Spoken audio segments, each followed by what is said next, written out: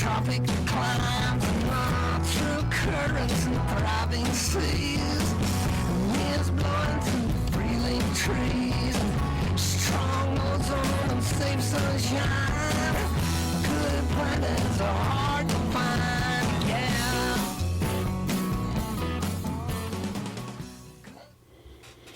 Well, hello out there in Radio Land. It's every other Sunday again, and I'm Ronnie Lipschitz. You're listening to Sustainability Now, a radio show focused on environment, sustainability, and social justice in the Monterey Bay region, California, and the world. Before we turn to our guest today, I want to just read the following statement. K-Squid is committed to increasing the diversity of voices within our organization and on our airwaves. We will expand our broadcast platform for meaningful conversations that affirm the right to a safe community for everyone, regardless of race, gender, or economic standing. Bringing together diverse perspectives is a core value of K-Squid. We are many voices, one station. My guest today is our very own Len Beyea, and we're going to have a conversation about sustainable urban planning and how to do it in Santa Cruz. Hey, Len, are you there? I'm right here. I'm actually in the station. Yeah, wow. Let me just read a little bit of biographical information here for those of you who are not familiar with Len.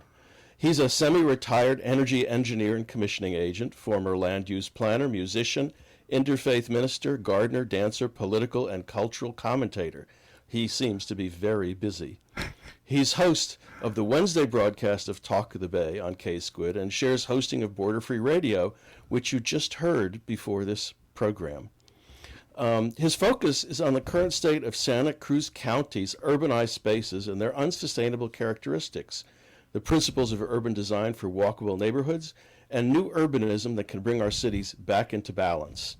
We're going to talk about, start by talking about a little bit about urban planning, which, as I see it, is something of an oxymoron, especially if we look at Santa Cruz, and then eventually expand into talking about sustainable urban planning in Santa Cruz.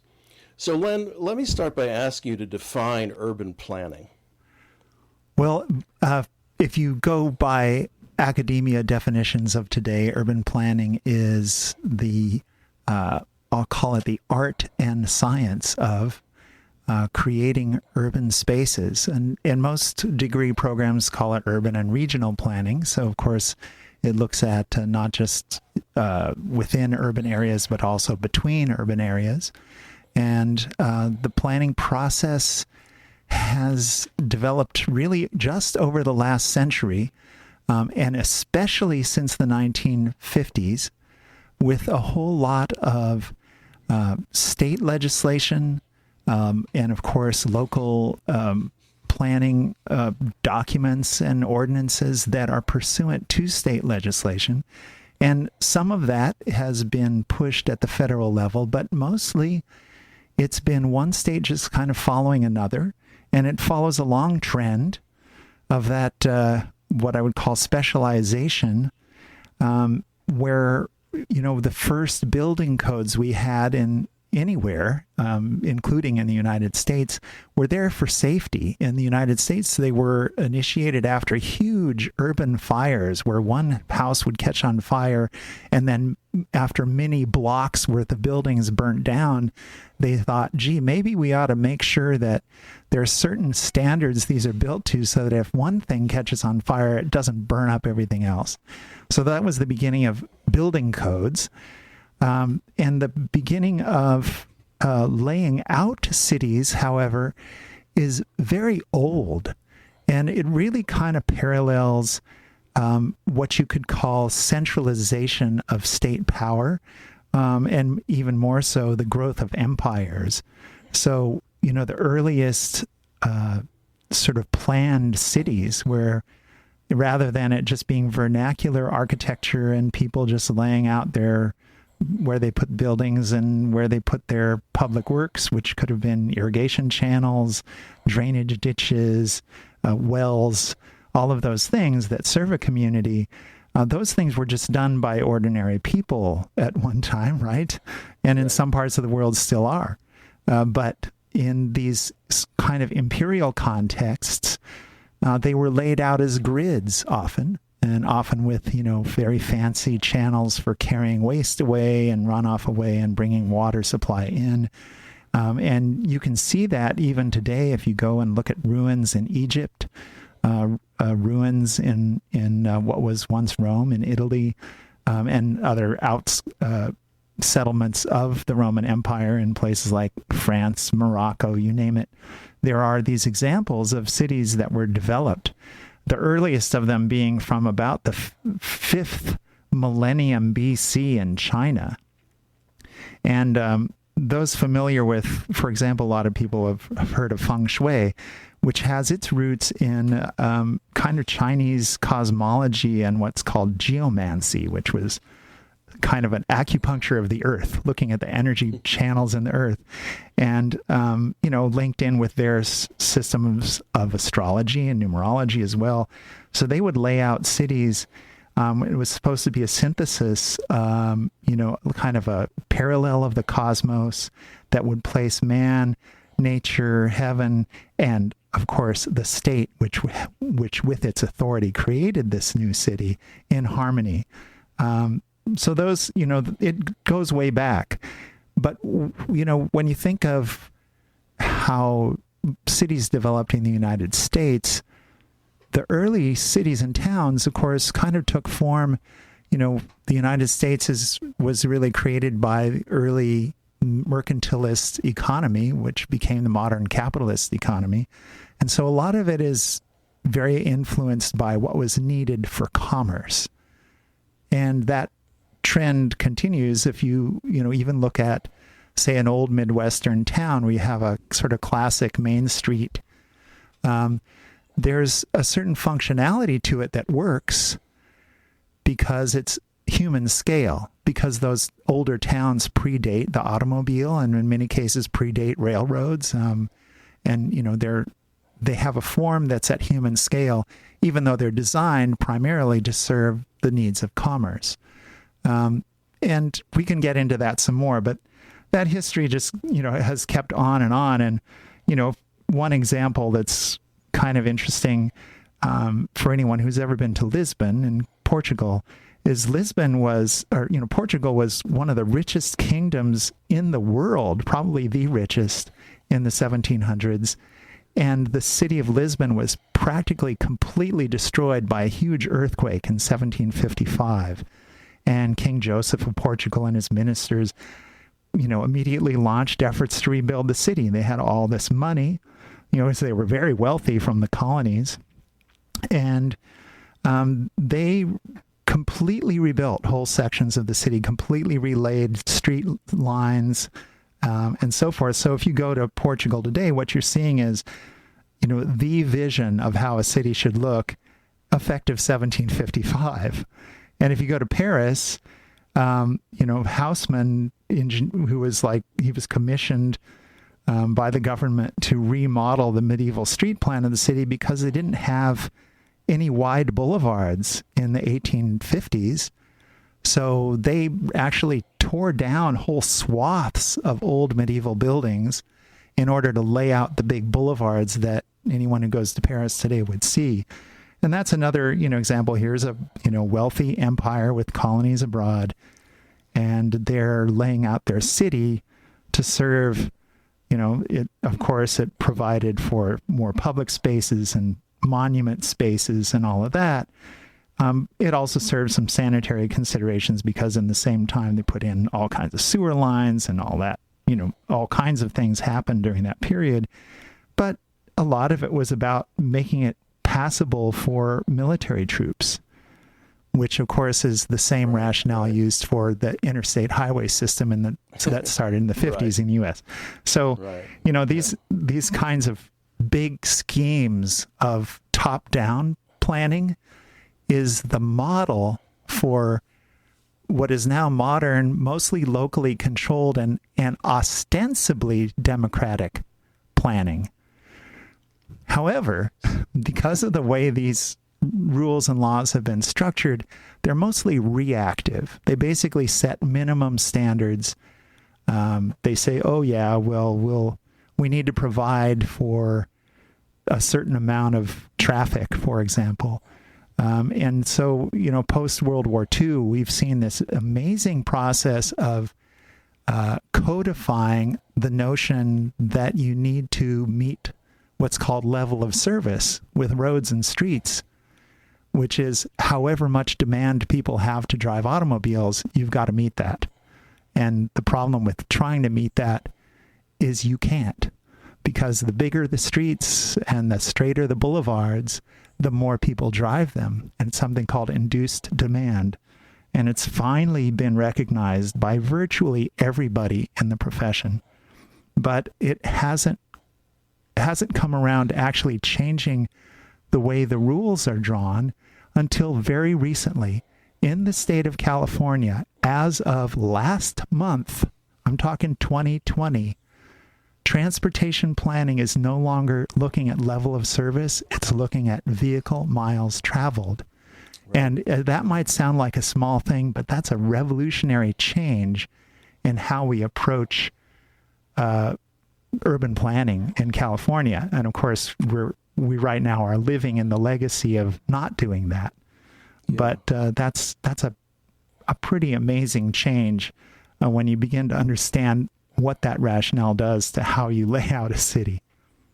So before we take a break so we can catch up on those things, let me see if I can summarize modern or contemporary urban planning. It sounds to me as though until about the mid part of the century, planning was largely a kind of a bourgeois exercise in the interests of the economy. And then it became engineered and scientized. And I just want to make a suggestion here that the kinds of struggles that we have, for instance, in Santa Cruz, are between that kind of vision of an engineered environment and the bourgeois environment, that people are accustomed to certain ways of doing things, but it's not good for them. We'll come back to that in just a minute because I want to just take a quick break here. You're listening to KSQD 90.7 FM on your radio dial and ksqd.org on the internet. And over to you, Emily. In the ongoing effort to slow the spread of COVID-19, Santa Cruz now requires patrons and staff of essential businesses to wear face coverings. This order applies to public, commercial, and government spaces where face-to-face interactions pose a risk of transmission, including grocery stores, healthcare offices, restaurant pickup counters, public transit, and essential government offices.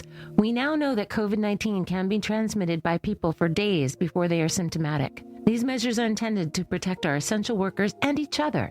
Businesses must take reasonable measures, such as posting signs to remind visitors about face coverings, and may not serve customers who do not observe the order. Workers do not need to face cover if they are alone in personal offices, but we must put them on when others enter. Residents are encouraged to continue the practice, safe physical distancing, when they go out for exercise or recreation.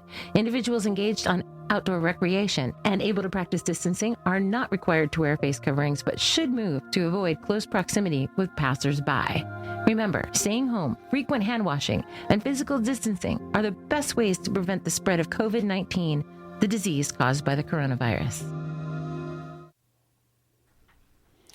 You're listening to Sustainability Now on K-Squid 90.7 FM. This is Ronnie Lipschitz, and my guest today is Len Beyea, our very own Len Beyea. We're talking about sustainable urban planning in the city of Santa Cruz and in the world more generally, I guess. So, Len, to get back to what we were talking about, how did you end up doing or working in urban planning? Well, I ended up working in urban planning very briefly. I studied environmental planning as a college student, earned a degree in that, and I had focused on, at the time, what we called environmental resource analysis and use, which is what you probably today would dub sustainable land use. The word sustainability hadn't really entered into the jargon at that point. Right. And I also had a kind of a secondary focus on transportation. I ended up working for Santa Cruz County for 1 year.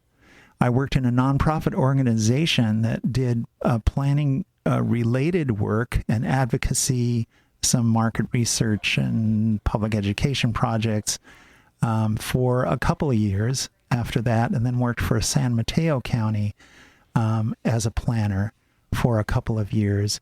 And then I jumped ship and switched hats, and I became an engineer, which was an interesting transition. And I worked in mostly the field of energy efficiency in buildings and industrial plants. This was all non-residential building work. So I really stopped working as a planner. And the reason I did that, actually the reason I left the Santa Cruz County job, was I felt that the process had become corrupted and entirely politicized. And it was to a point where the best developers with the best ideas were just flatly, I'm going to say, manipulated and betrayed. And the worst developers were the ones who could afford to navigate that process and still come out with a project in the end. And so what to me appeared to be the wrong approach was that the people who were best equipped to do the kind of innovation that I felt even as early as the 70s was called for because of environmental issues, were squeezed out. And the ones who didn't give a damn about innovation, but knew how to make money and knew how to work the system, succeeded and continued in business. And that was a very direct outcome of the way the county operated at the time. I can't speak for what was going on in the cities. I was working at the county.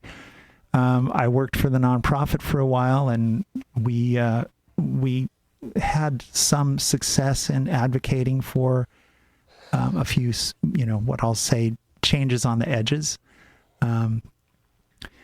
For a while, for example, the county was very actively encouraging passive solar design and subdivision design.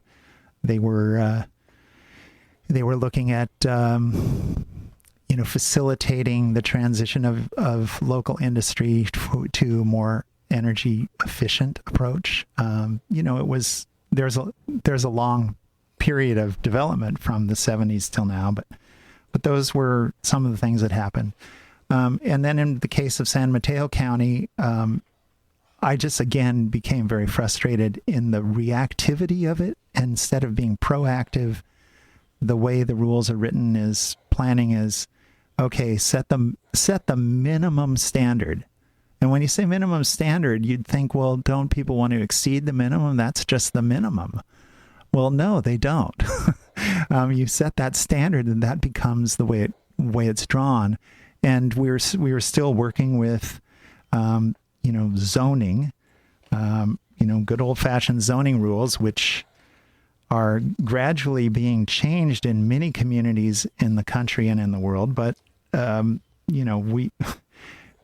that just kind of demarcates sections of cities for different functions. This is something that originated in Prussia, and spread to Britain and then the U.S. and Scandinavia. I mean, zoning might make sense if you just assume all industry shall be dirty and we don't want it anywhere near where people live.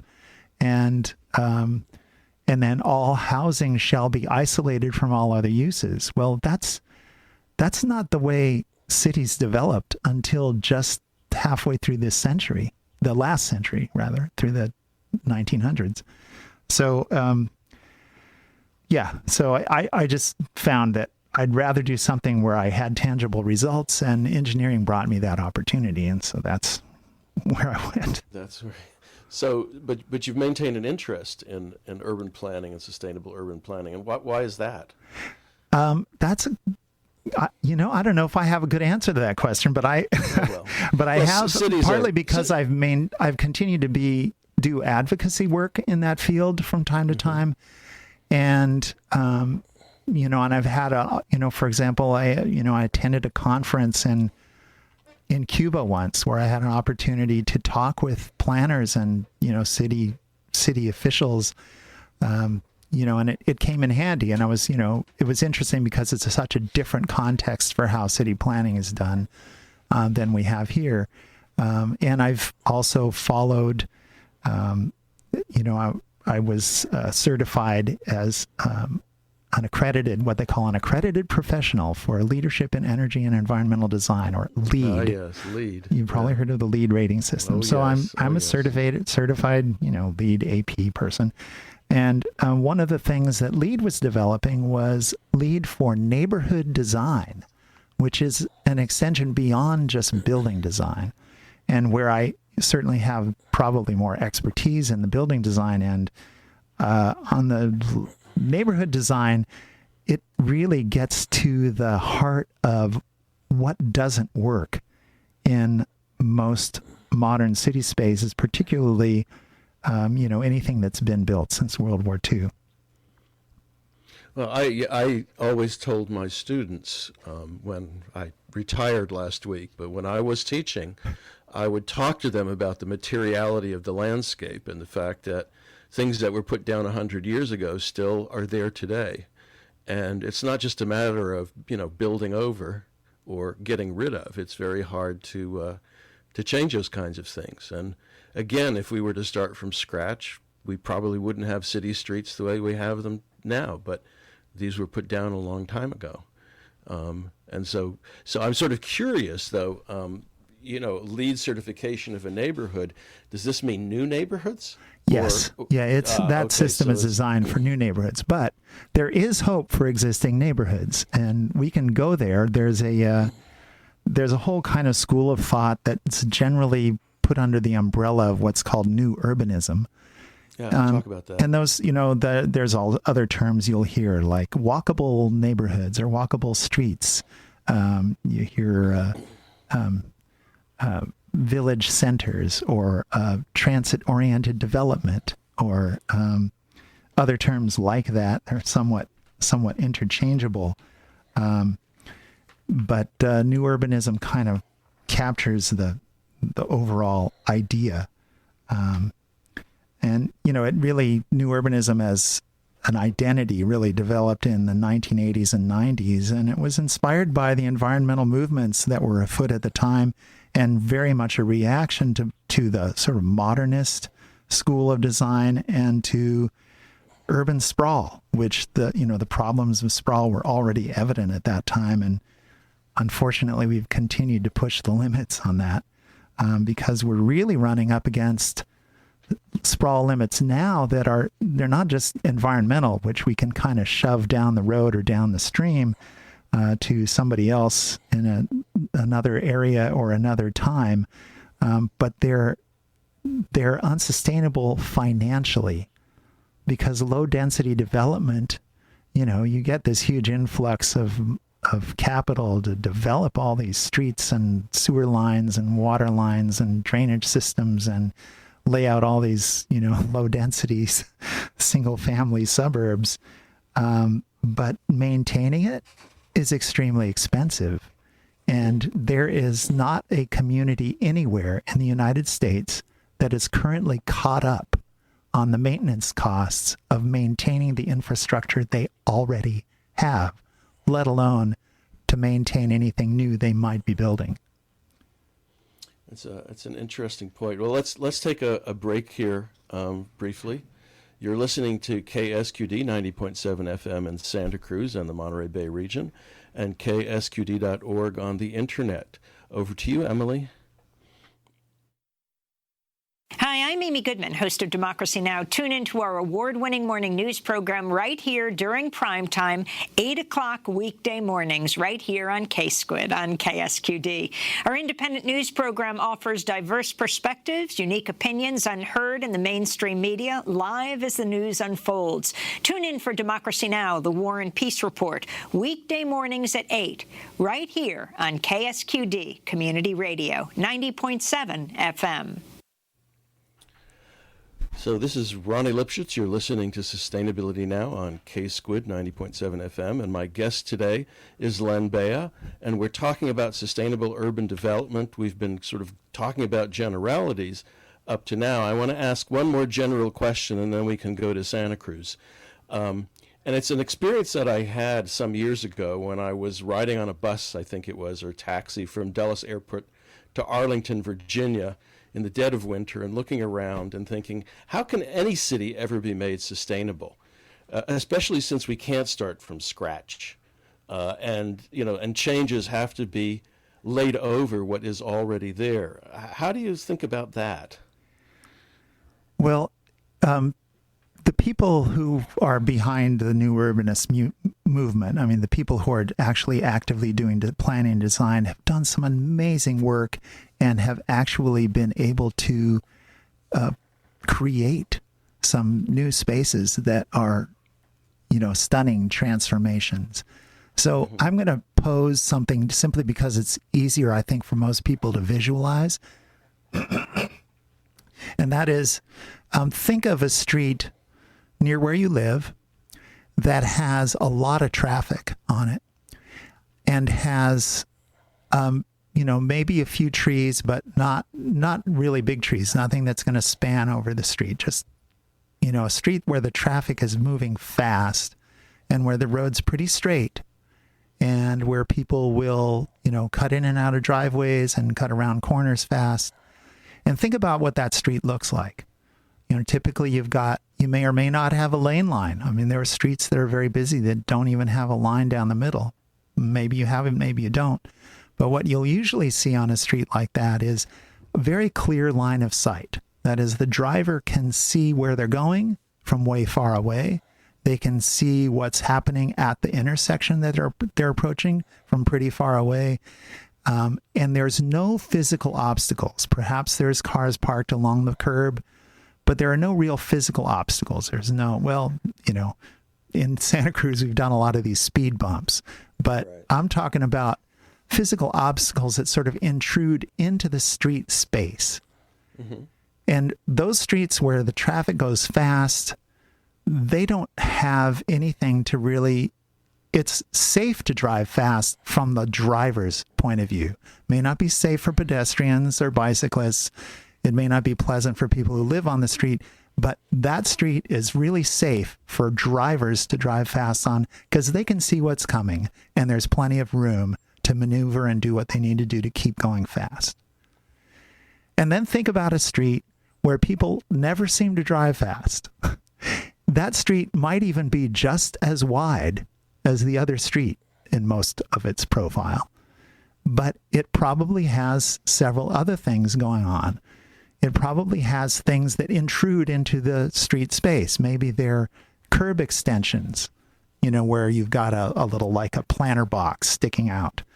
Maybe it's got trees that span over the street and kind of block some of the peripheral view. Maybe it doesn't have good visibility at the corner. And maybe it's, it might be a narrower street, it might not. It might just have a few features that make it appear narrower.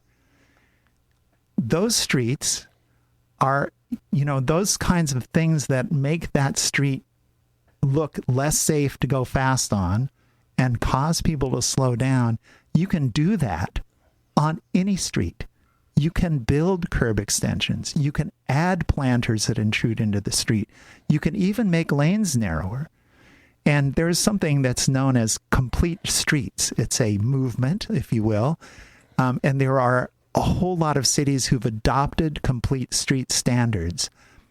I'm going to pick Chicago, not necessarily because it's comparable to Santa Cruz, but because they've done a very complete job of creating complete street standards. And what they mean by complete is a street's not complete in a city unless it's equally usable by pedestrians, bicyclists, businesses that want to have open space onto the street, and automobiles and transit.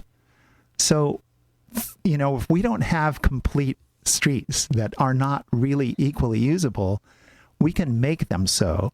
And in many cases, relatively easily. San Jose has done a wonderful job of creating protected bike lanes, and they're doing it really cheaply with like plastic bollards and paint.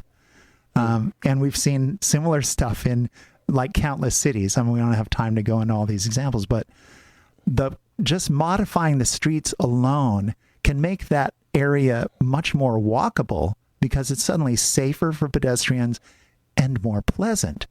And typically the things you do to slow cars down, like a curb extension that makes the distance of the crosswalk across the intersection shorter, also is nicer for pedestrians. A planter space that extends into the parking lane that has a tree in it makes the area shadier, more beautiful.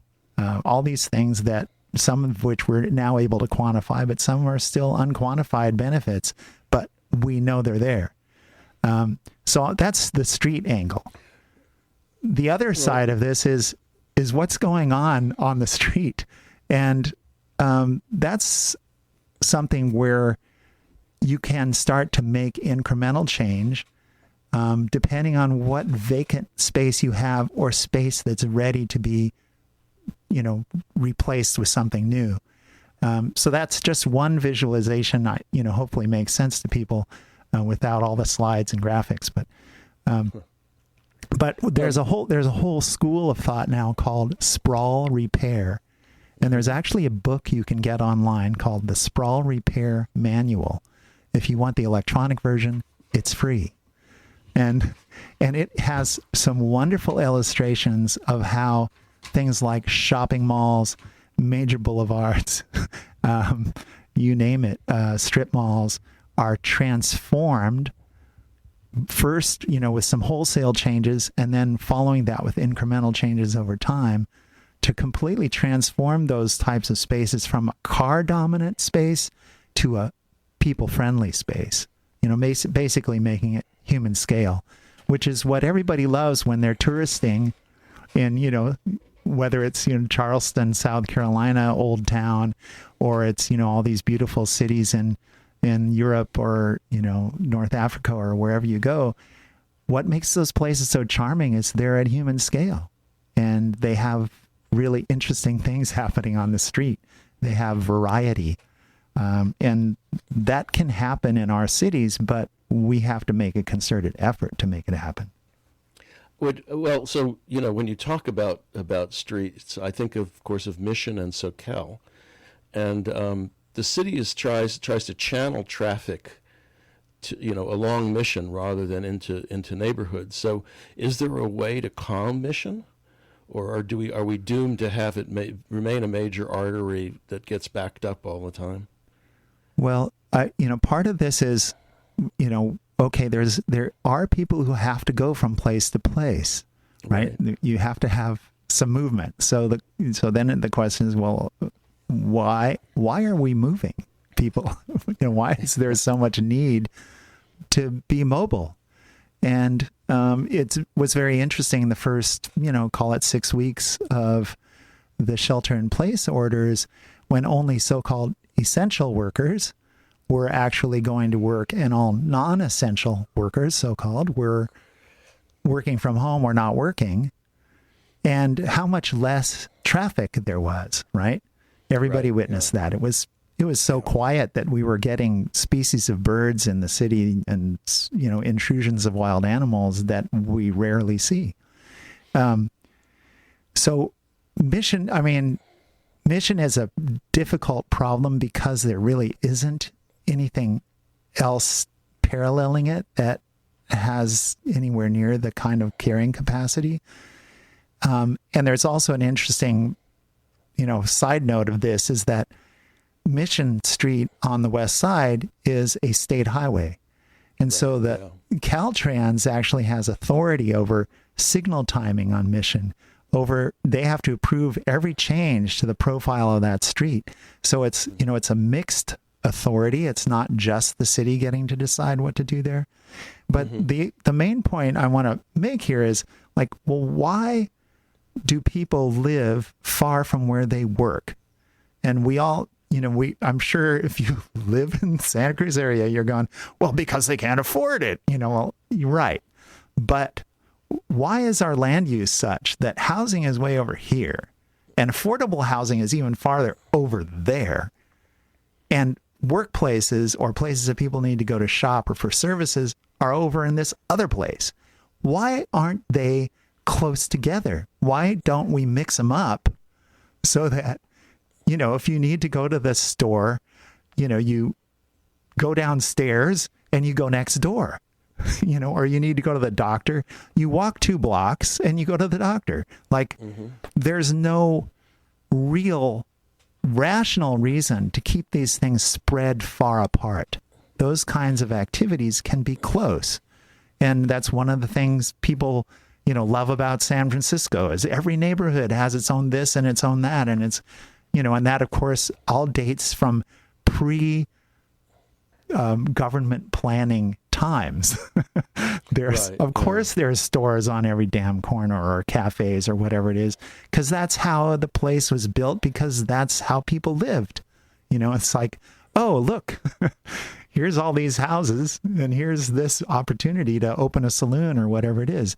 And any city that developed with that kind of vernacular, I'll call it vernacular planning, the uses are always mixed up.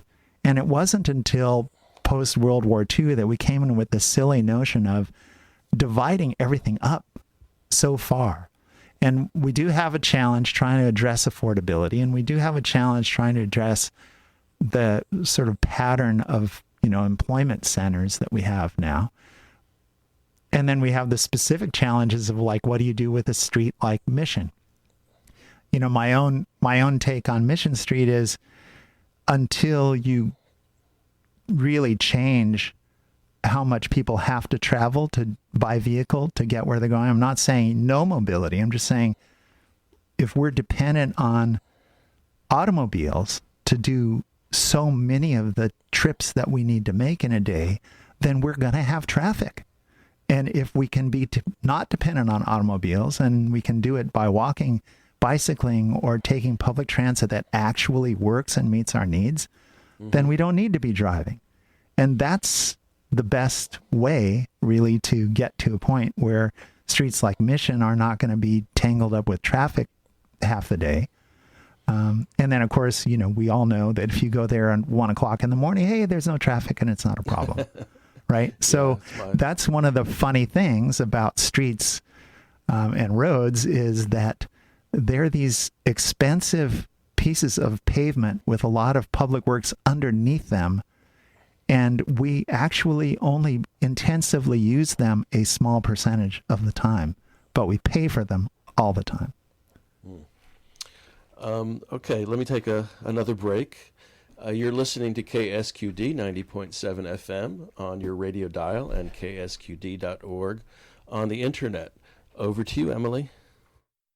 Thanks, Ronnie. On the next Be Bold America, KSQD hosts the first of a series of discussions between a lifelong Republican and a lifelong Democrat. Host Jill Cody welcomes Kristen Collishaw, chair of the Santa Cruz County Republican Central Committee, and moderator Andrew Hanauer, executive director of the One America movement. Searching for common ground, they start with the primary viewpoint, and that American democracy will survive only if partisans begin to heal their divisions and reunite as America's first. Our goal is to model how two people with different points of view might be able to bridge the political divide and reimagine unity. Our future depends on it. That's next Sunday, July 19th at 5 p.m. And that airs again at Tuesday, July 21st at 6 a.m. on KSQD 90.7 FM, your ink spot on the dial, or listen online at ksqd.org. Back to you, Ronnie.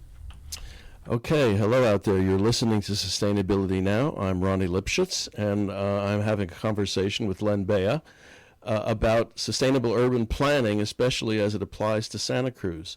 So, Len, let me bring up the elephant in the room. I had Rick Longanati on the radio show, I don't know, a few months ago, and we talked a little bit about the what was then the proposal to build a garage for library books. And now the city council has approved the plan. So nice phrasing. I'm wondering, yeah, well, there's probably people out there who won't like it. But so now we're going ahead with this, and I'm wondering, how does this fit in with sustainable urban development in Santa Cruz, or does it? Well, I think if you look at where we stand with several crises that are coming down the pike, some of which are pretty well known to a lot of our listeners and some not so much. One is obviously climate change. Well, the other, I'm going to say that another one that's really doesn't get much press is the problem of mining. We have an enormous dependency in the United States and the European Union and other developed countries on vast demolition of the surface of the earth for the purpose of extracting minerals, and then enormous amounts of energy use to turn that ore, whatever it is, or in some cases oil and gas and coal, into the products and material that we use. All the plastics, of course, are made from petrochemicals. And there is a diminishing number of mining sites left. We really can't continue to rip the earth apart for minerals. We're going to have to, A, learn how to reuse what we've already extracted and, remanufacture it. And B, we're going to have to use less. And so when people say, oh, we're going to solve all our problems with autonomous electric vehicles, all I can say is, where are you going to get all the material to replace all the vehicles in the world with nice little autonomous electric vehicles? It ain't going to happen. We don't have the mining resources to do that. We are almost tapped out. And we're also causing enormous environmental damage in the poorer nations of the world with the continuing mining operations that we have. And the same goes for fracking and oil extraction and gas extraction. It's destroying landscapes at a time when we can't afford to destroy landscapes because we need every inch of fertile ground we can to sequester carbon if we're ever going to deal with stopping climate change, which of course isn't happening because we're still pumping vast amounts of CO2 and other greenhouse gases into the atmosphere on the order of billions of tons an hour. Try to put your mind around billions of tons an hour of anything. And that's what's happening every hour of every week of every year with the amount of greenhouse gases we're still producing. So all of these things, and also the financial crisis facing trying to maintain suburbia, which ain't going to happen. We're looking at deferred maintenance backlogs that are not shrinking but growing every year, to the point where, yeah, you got potholes on your road. Guess what? We're all going to be joining that club soon because we can't afford to maintain those roads, at least for the existing amount of traffic, indefinitely. We just simply don't have the resources financially. So, having said that, building a garage for cars doesn't even make sense if you actually have a need for more parking space, because we've got to be transforming our transportation system over the next decade or two so we don't have this dependence on cars. But in the case of Santa Cruz, we already know from the consultant reports that the city paid for that we actually don't need a garage. We actually don't need one. So tying the library up with building a garage that we don't need, that one could argue we can't really afford given the other things that should be priorities, is a very strange and unfortunate, I'm going to call it a mistake, but I think there's some deliberate, I don't know what, motivation behind it. The other factor here is, they're trying to get a good new library, which is an honorable goal, and people voted in a city or a county initiative to help fund renovation of the libraries. And the way the scenarios have been drawn, it looks to the library as an entity like it's cheaper to move into a garage building than it is to renovate their existing downtown branch. But the money that's paying for the garage is offsetting some of the construction costs for a library. All the foundation work, all the utilities work that comes into the building is included in the garage costs. The library doesn't have to pay for any of that. Well, why not take a small, tiny bit of the unnecessary expense of garage and contribute it from the city budget to helping the library have an adequate budget to renovate where they are now? It would be much cheaper than building a garage by tens of millions of dollars, and it would allow the library to stay where it is. And not only that, it would make it possible to take that area that they're looking at as the site of the garage, which is now the site of the farmers market every week and the antiques fair and the all these other different kinds of events that happen there over the course of a year, and really turn that into a really attractive and useful public space that is only secondarily for parking, but primarily as like a downtown commons, which it's already serving to some extent in that role, but it doesn't look like it's designed for that. And we could make it look like it's designed for that. It would be much more inviting. And all of that could be done for a tiny fraction of the cost of building an unneeded garage, which, by the way, they're talking about incorporating housing in that garage, but they don't have any money to build the housing part. That's just an imaginary future fiction. Well, I suppose it makes it sound palatable. Listen, we're running out of time, and so you just mentioned the city commons idea, and I think I told you that I saw a letter in the Santa Cruz Sentinel a few weeks ago which proposed turning Pacific Avenue into a pedestrian mall, and I was wondering what you thought about that. Well, I'm not in principle opposed to it. I think in the case of Pacific Avenue, it works pretty well now as a thoroughfare that has both a lot of pedestrian and bicycle activity. I really, kudos to the city for finally building the counterflow bicycle lane. It's narrow enough, it's windy enough. People drive slowly 99% of the time. And it's a nice pedestrian friendly space. It doesn't have to be a pedestrian mall to be good. Do we need to deal with that? I don't know. It seems like kind of a secondary question. The advantage of allowing cars on the street is that, most of the time there aren't that many people down there. So it makes it look really full and busy when there are people on the sidewalks. If they had to fill up the whole street, well, every Halloween that happens, but otherwise, not so much. So, I'd rather just have them close down the street periodically for special events and keep it as it is, because I think there's, they built the sidewalks wide enough. They put in enough trees. I don't think it would be a bad thing to have more benches, although some people think that's an invitation to more homeless loitering. But other than that, I don't think there's anything inherently wrong with the current design of Pacific. And, we can, I want to say shout out to the original Pacific Garden Mall design, whose legacy created the expectation for a really walkable space on Pacific, so that when they rebuilt after the earthquake, it was still pretty good. Yeah.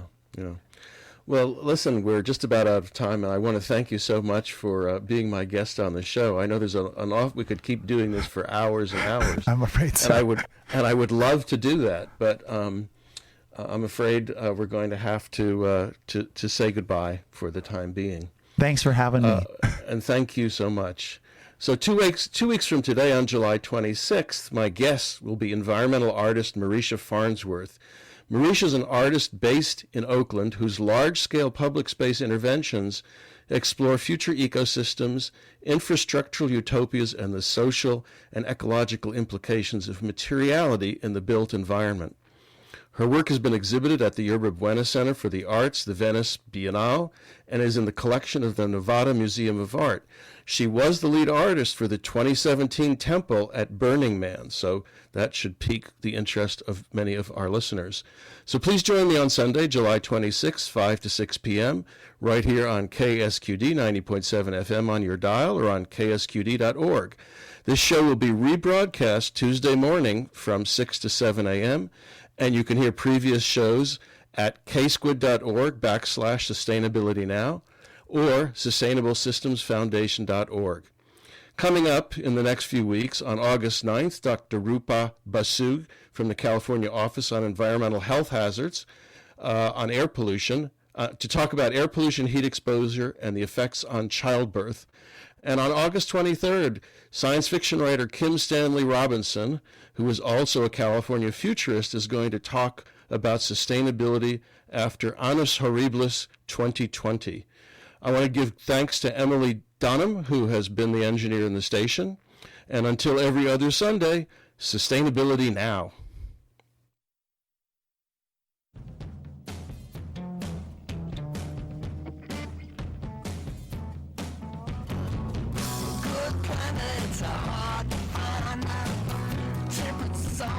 Tropic climes and on through currents and thriving seas. Winds blowing through breathing trees and strong ozone and safe sunshine. Good planets are